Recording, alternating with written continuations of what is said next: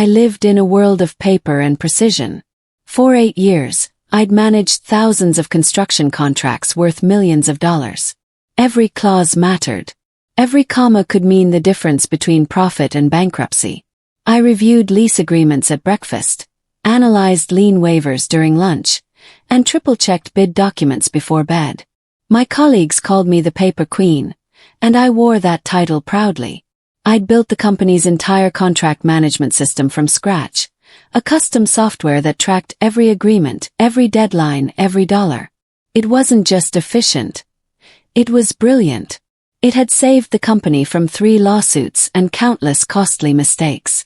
My desk sat in the corner office on the 7th floor, surrounded by filing cabinets that held 8 years of perfectly organized documentation. I knew where every contract lived, every amendment, every signed rider. That knowledge made me powerful. It also made me dangerous to someone who didn't understand what I actually did. Pierce arrived in March wearing a suit that probably cost $3,000. He'd been hired as our new operations director after the company merged with a larger firm. He had an MBA from somewhere prestigious and a handshake that felt like he was trying to crush your fingers.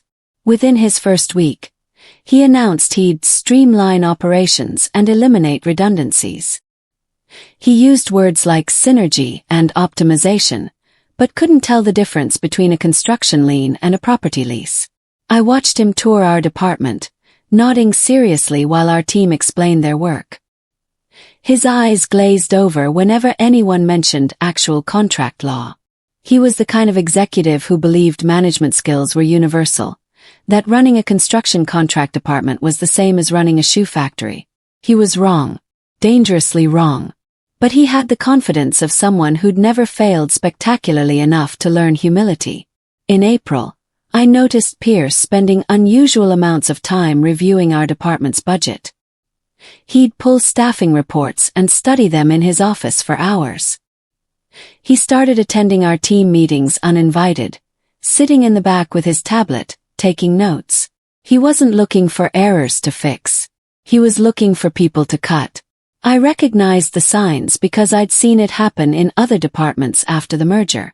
Pierce was building a case for layoffs, documenting everything so he could justify his decisions to the board. My assistant whispered that Pierce had been asking questions about my salary, my responsibilities, my actual value to the organization. He was auditing me specifically. I started making copies of important documents and storing them off-site.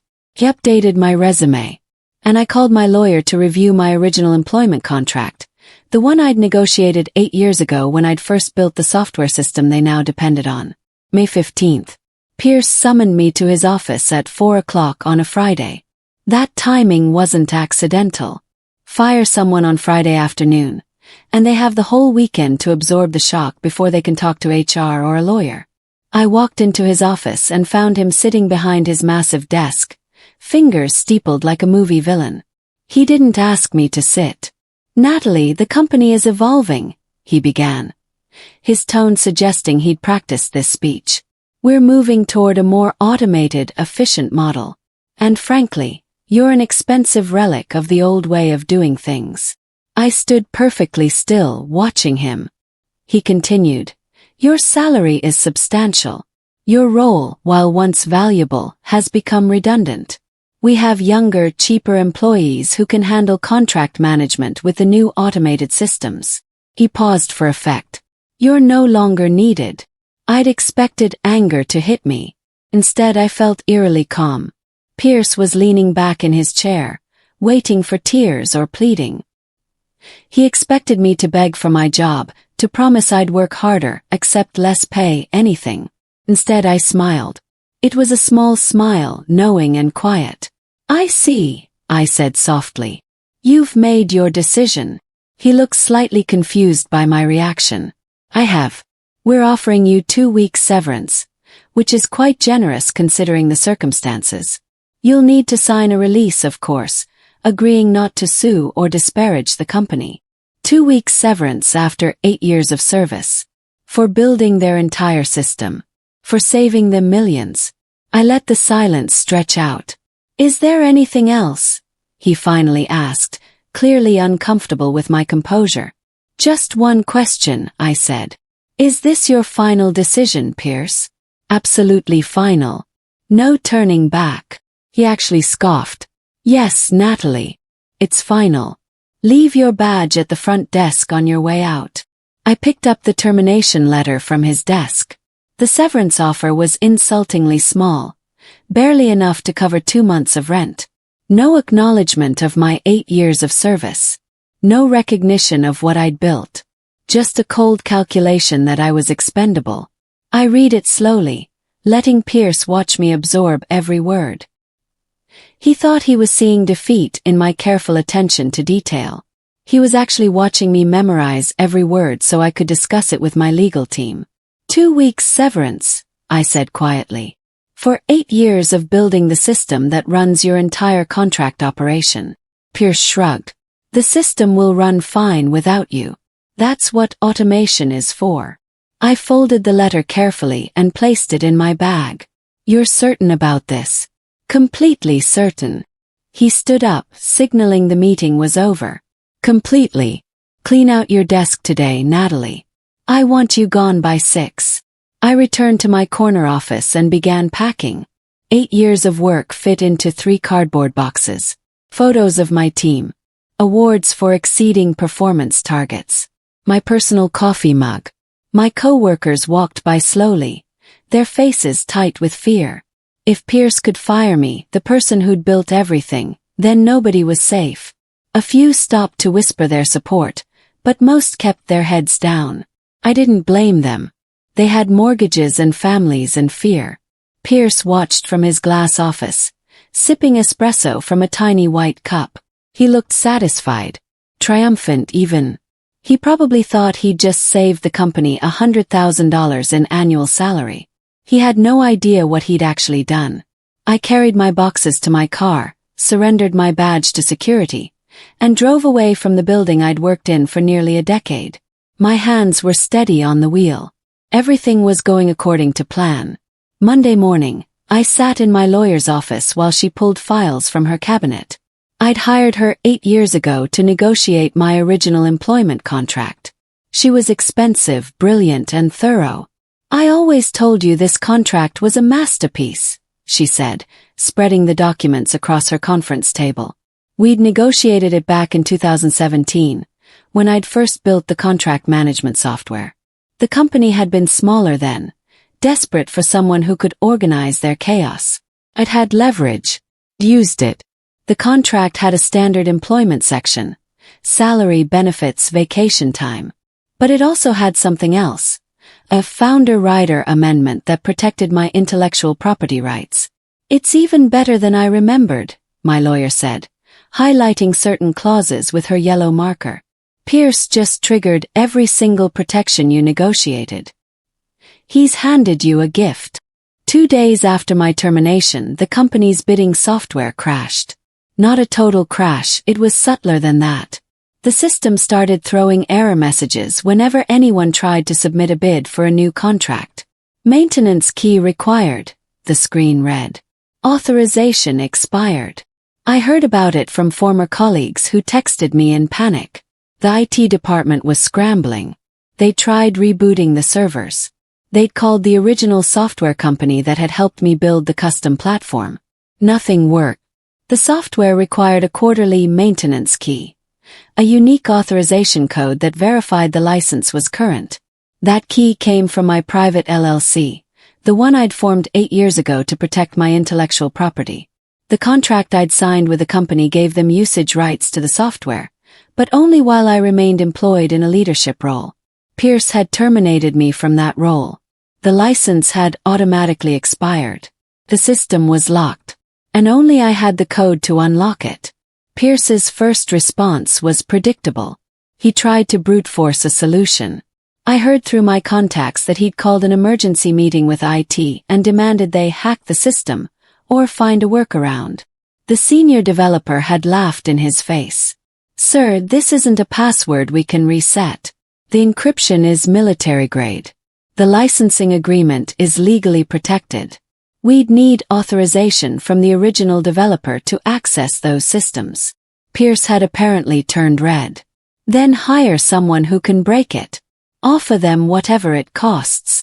The developer had explained patiently that breaking the encryption would be illegal, a violation of intellectual property law that could result in criminal charges. And even if they tried, it would take months to rebuild the system from scratch. Every bid they missed in the meantime would cost the company millions. Pierce had finally asked the question he should have asked weeks ago. Who controls the license? The answer had made him go pale. Natalie does. Day 5 after my termination. The general counsel of our parent company received a thick envelope via registered mail. Inside was a 50-page legal brief prepared by my attorney. It detailed every clause of my 2017 employment contract, with special attention to the founder-rider amendment. It explained how Pierce's termination had violated multiple provisions of that agreement. It outlined the automatic license revocation that had occurred upon my wrongful termination.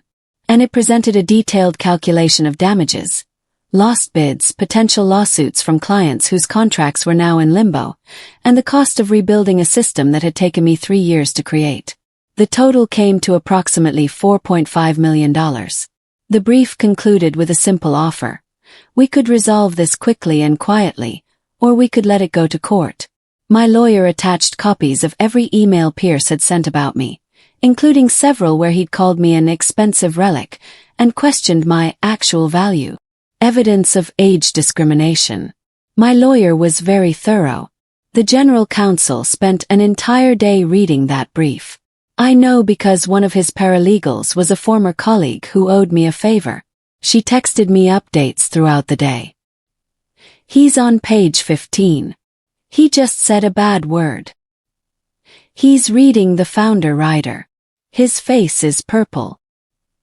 He just called Pierce's office. It's not going well. By evening, she sent me a final message. The GC just told the CEO that Pierce has cost us $4.5 million in a single decision. There's an emergency meeting scheduled for tomorrow. I sat in my apartment, drinking tea and watching the sunset.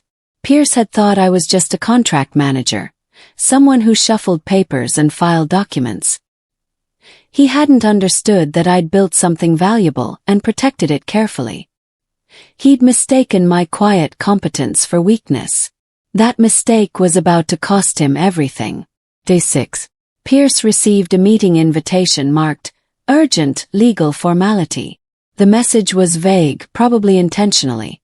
It mentioned, finalizing documentation related to recent staffing changes. Pierce apparently told his assistant he assumed it was about signing my final release paperwork. He thought the company was dotting I's and crossing T's before my severance check was processed. He had no idea he was walking into an ambush. The meeting was scheduled for 2 o'clock in Conference Room A, the largest boardroom on the executive floor. Pierce showed up 5 minutes early, according to my source. He was wearing another expensive suit. He brought his tablet to take notes. He probably thought this would take 15 minutes. He thought he was in control. He thought he was still the sheriff who'd cleaned up the department by firing the expensive old employee. He was about to learn exactly how wrong he was. I arrived at the building at exactly 1:55 p.m. Security tried to stop me at the front desk. My badge had been deactivated, but the general counsel himself came down to escort me upstairs. "Ms. Natalie," he said formally, shaking my hand. "Thank you for coming." We rode the elevator in silence. When the doors opened on the executive floor, I felt my heart hammering. This was it. Everything I'd planned for the past 6 days was about to happen. The boardroom was freezing. Someone had turned the air conditioning up high. The CEO sat at one end of the massive table. The general counsel took the opposite end. 3 other executives I recognized sat along the sides. And at the head of the table, in the power position, was an empty chair. The general counsel gestured to it. "Please sit." I sat down in that chair and folded my hands on the table. The CEO nodded at me. Nobody smiled. This wasn't a friendly meeting. It was a reckoning. Pierce walked in at exactly 2 o'clock. He was checking something on his phone and didn't look up until he was 3 steps into the room. Then he saw me sitting at the head of the table. His confusion was visible. "Natalie, what are you doing here? I told you to stay off company property." His tone was sharp, arrogant. He actually thought he could still order me around. The CEO's voice cut through the room like a blade.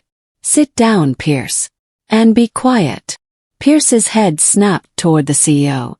Something in that tone finally penetrated his confidence. He looked around the table, seeing the serious faces, the formal posture. He sat down slowly in the chair nearest the door. "What's this about?" he asked. The general counsel opened a folder and removed a document. "Pierce, did you read Natalie's complete employment contract before you terminated her?" Pierce shifted uncomfortably. "I reviewed the relevant HR documentation. That's not what I asked. Did you read her full contract, including all amendments?" The silence stretched out. Pierce's face had started to lose its confident color. "I consulted with HR about the termination," he said carefully. "They confirmed I had authority to make staffing decisions within my department." The general counsel slid a document across the table. It stopped directly in front of Pierce. "This is Natalie's 2017 contract amendment. The Founder Rider, as it's called. It was negotiated when she built our contract management software." Pierce picked up the document but didn't read it. He was staring at the general counsel. "What does this have to do with?" "Everything," the CEO interrupted. "It has to do with everything. Read Clause 7, Section 3. Pierce's hands were shaking slightly as he found the relevant section. I watched his eyes move across the page. I knew exactly what he was reading because I'd written that clause myself with my lawyer 8 years ago. "The liquid asset trigger," the general counsel said quietly. "Would you like to read it aloud, or shall I?" Pierce didn't respond. The general counsel took that as permission to continue. He read in a clear, formal voice. "In the event that employee is terminated from a senior leadership position without cause, or is constructively discharged through demotion or significant reduction in responsibilities, the licensing agreement for all proprietary software developed by employee shall immediately revert to employee's private holdings. Furthermore, any such termination shall trigger liquidated damages equal to the greater of 3 years' salary, or the documented cost to the company of replacing said software systems." The room was silent except for the sound of the air conditioning. The general counsel continued.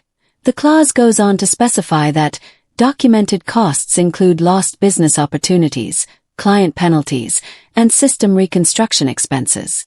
He looked at Pierce. "Our legal team estimates those costs at approximately $4.5 million. So far. The number grows with each passing day." Pierce's face had gone from tan to paste white. "That's impossible. A clause like that would never." "It's completely legal," I said quietly. "And ironclad." Pierce turned to stare at me. I met his gaze calmly. "When you declared me no longer needed," I continued, "you triggered the reversion clause. The software I built no longer belongs to this company. It belongs to my LLC." I pulled a document from my own folder. As of last Friday at 6 p.m., when my termination became effective, the company's license to use my contract management software expired. That's why your bidding system stopped working. That's why you can't submit new contracts. That's why 3 major clients have already sent complaint letters about delays.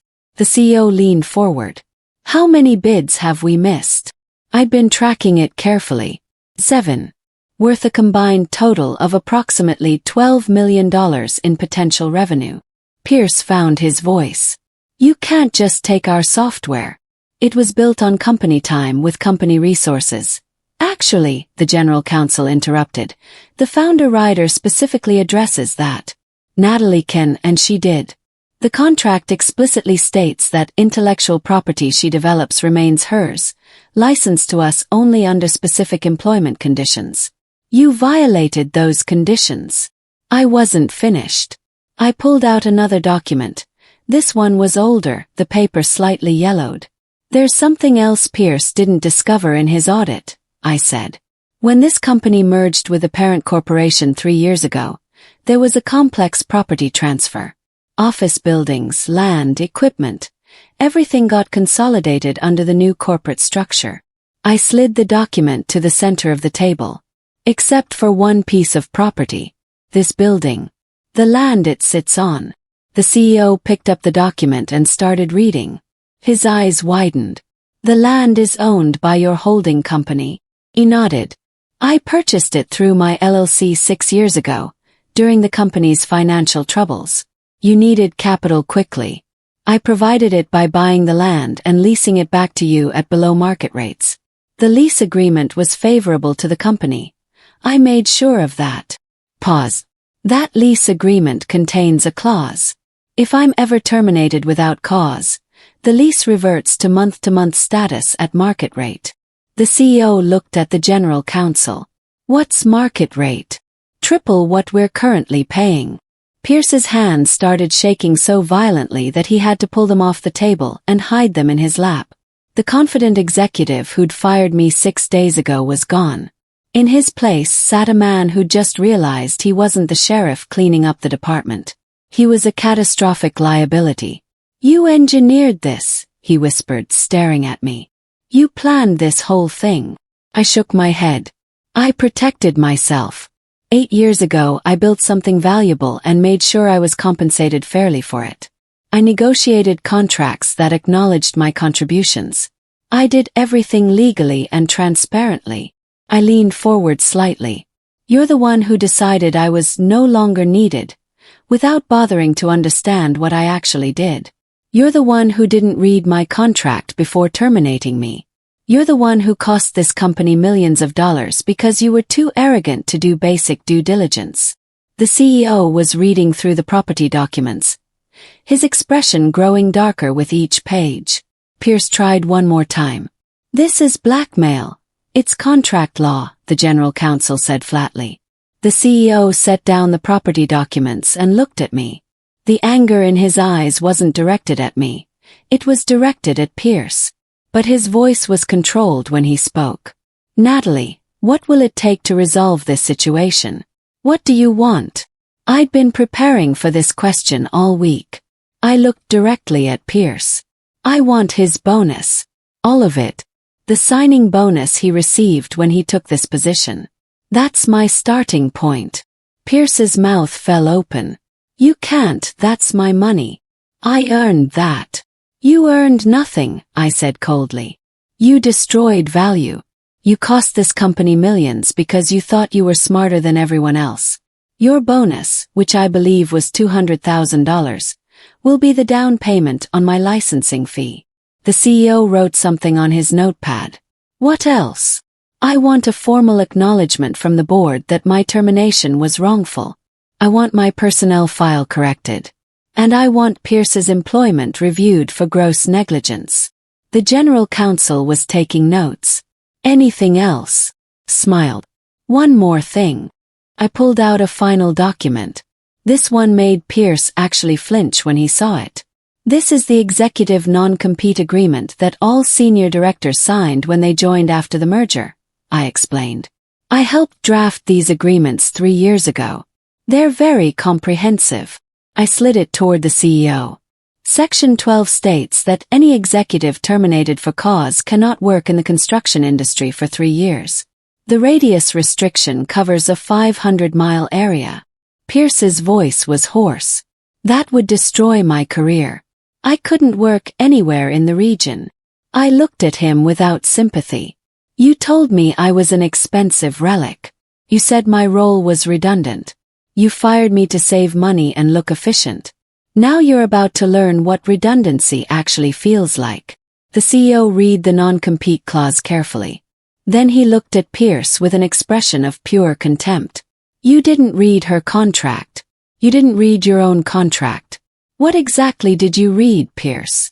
Pierce had no answer. The CEO closed the folder in front of him with a sharp snap. Pierce, you're terminated. Effective immediately. For gross negligence, breach of fiduciary duty, and failure to exercise due diligence in a matter that has cost this company millions. Pierce's face went through several colors, white to red to gray. You can't do this.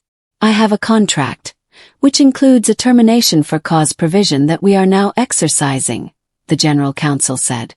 Security will escort you out. You have 15 minutes to collect personal items only. Your company laptop, phone, and access cards will be surrendered immediately. The CEO wasn't finished. Furthermore, we'll be clawing back your signing bonus under the performance guarantee clause. That money will be applied to Natalie's settlement package. Your final paycheck will be adjusted accordingly. You'll receive documentation within 48 hours. Pierce looked around the table desperately. Nobody met his eyes. This is outrageous. We'll sue. You'll lose, I said quietly. Because unlike you, I read the contracts. Security arrived within minutes. 2 guards stood at the door while Pierce gathered his things. He didn't get a box. He got a clear plastic bag for his personal items. Company policy for terminations involving potential theft or sabotage. I watched from the boardroom window as he was escorted across the parking lot. He stood on the sidewalk in his $3,000 suit, holding his plastic bag, looking lost. He pulled out his phone to call a ride. No company car for him anymore. No driver. No expense account. Just a fired executive who destroyed his own career through arrogance and stupidity. I felt no joy watching him. No triumph. Just a quiet sense of justice. He tried to throw me away like I was garbage, like 8 years of expertise meant nothing. Now he knew what it felt like to be discarded. The CEO appeared beside me at the window. Thank you for not taking this public, he said quietly. A lawsuit would have been expensive and embarrassing for everyone. He nodded. I don't want destruction. I just want fair compensation. The CEO offered me my old job back. He offered me Pierce's salary. He even offered me Pierce's title. I declined all of it. Instead, I negotiated a licensing agreement. My LLC would lease the contract management software to the company for an annual fee of $300,000. I would provide quarterly updates and maintenance, but I would do it on my terms, from my own office. The property lease was renegotiated at a fair market rate, split evenly between my benefit and theirs. And I purchased a small office building across the street from the company headquarters. From my new office window I could see my old building. But I wasn't working for them anymore. I was working for myself. 3 other companies had already contacted me about licensing my software. I was building something bigger than one job, one company, one corner office. Pierce had called me an expensive relic. He'd been wrong about the relic part. But he'd been right about expensive. I was expensive. 'Cause I was worth it. And now, finally, I was being paid accordingly.